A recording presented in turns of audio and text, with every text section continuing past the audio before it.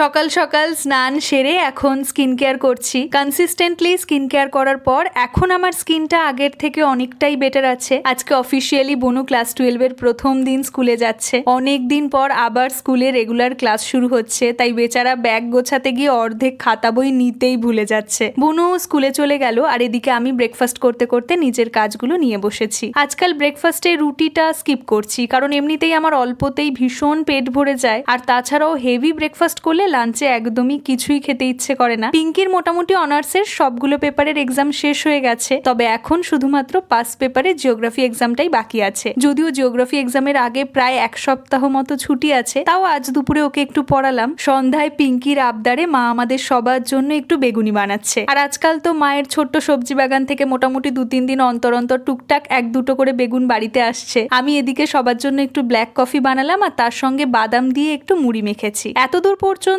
সবকিছুই মোটামুটি ঠিকই ছিল। তারপর হঠাৎ করে প্রচন্ড ঝড় বৃষ্টি শুরু হয়ে গেল। এত জোরে জোরে হাওয়া বইছিল যে আমাদের 3 তলায় জানালা বন্ধ থাকার সত্ত্বেও জলের ঝাপটায় ঘরের অবস্থা খানিকটা এরকম হয়ে গেছে।